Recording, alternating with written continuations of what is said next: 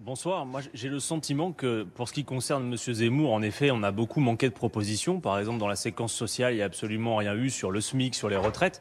Si vous reprenez vraiment le déroulé de votre émission, je crois que vous pouvez par contre quantifier énormément de propositions concrètes qui ont été formulées par Jean-Luc Mélenchon. Non, moi, ce que je retiens de ce débat, globalement, c'est que finalement, ce qui a été mis à jour, ce qui a été mis en lumière par la confrontation d'idées qui était ô combien nécessaire face à M. Zemmour.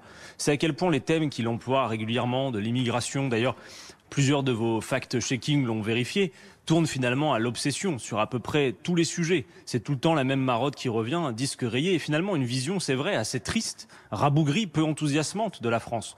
Le moment le plus important pour moi, finalement, c'est la dernière question que vous avez posée aux deux débatteurs. Vous leur avez demandé, mais quelle est votre vision de la France en 2050 ?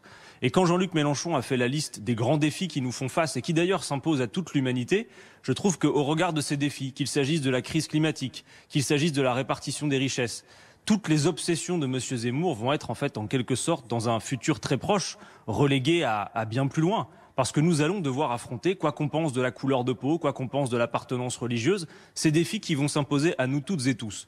Donc il y avait d'un côté, je trouve en effet, des propositions, un horizon commun, et de l'autre une vision rabougrie de la France.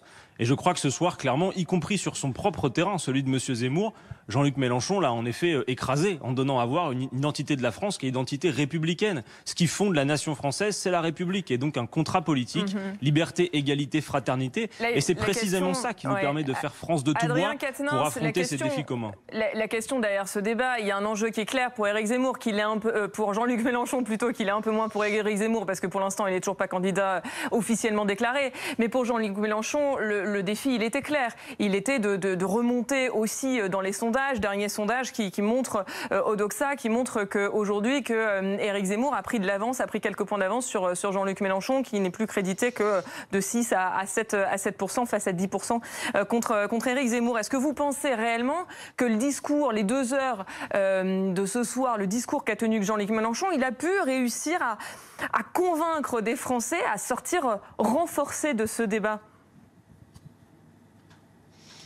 Écoutez, juste un mot sur les sondages, parce que là vous dites 6, pourquoi pas, faites-vous plaisir, dites carrément 4%, comme ça ça sera réglé tout de suite. Je vous donne le dernier sondage. Odoxa, alors effectivement, si ça évolue chaque jour, ça évolue en fonction du contexte. Là, je vous donne le dernier sondage d'aujourd'hui.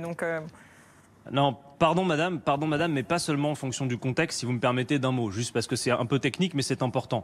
Le sondage Odoxa dont vous parlez, par exemple, demande aux Français à qui il l'interroge sur leur intention de vote une note entre 1 et 10 sur leur certitude d'aller voter. Si vous ne répondez pas 10 sur 10 à 7 mois d'élection, vous disparaissez des résultats. Donc en fait, vous éliminez potentiellement beaucoup de votes à 7 mois d'élection. Ça vous paraît être un détail, je ne cherche pas à me justifier là-dessus. On va être d'accord sur le sujet. Simplement, effectivement, les sondages à 7 mois de la présidentielle, effectivement, c'est pas les sondages, ils ne vont pas désigner ce qui va se passer pour cette présidentielle. Oui, mais quand vous répétez, madame, je vais répondre à votre question, mais quand vous répétez à une heure de grande audience qu'un sondage donne tel résultat, que vous le vouliez ou non, mais moi je pense que vous le voulez, vous installez une réalité politique qui n'en est pas une en réalité, qui est factice. Voilà ce que je veux vous dire.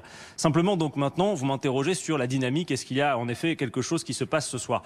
Je crois d'abord que tous les sondages indiquent que Jean-Luc Mélenchon, dans l'espace politique de la gauche, pour le dire vite, est toujours en tête et dans un étiage qui correspond au niveau auquel nous étions à la même période dans l'élection précédente en septembre 2016. Donc oui, tout est conditionné à la participation populaire. Si j'en crois le nombre de réactions que nous avons vues ce soir, y compris ce hashtag qui tourne Victoire Mélenchon, et le fait que ce soir, à l'heure où je vous parle, nous venons de passer la barre des 250 000 soutiens citoyens à la candidature de Jean-Luc Mélenchon. Oui, il y a une dynamique, et ce que je dis tout de suite à toutes celles et ceux qui nous écoutent encore à cette heure, c'est que dans 7 mois, ceux qui ont profité à plein du quinquennat de M. Macron, qui ont reçu beaucoup de cadeaux de sa part, les cadeaux fiscaux, ceux qui se sont beaucoup enrichis, soyez sûrs que ceux-là, ils vont aller voter pour en reprendre pour 5 ans.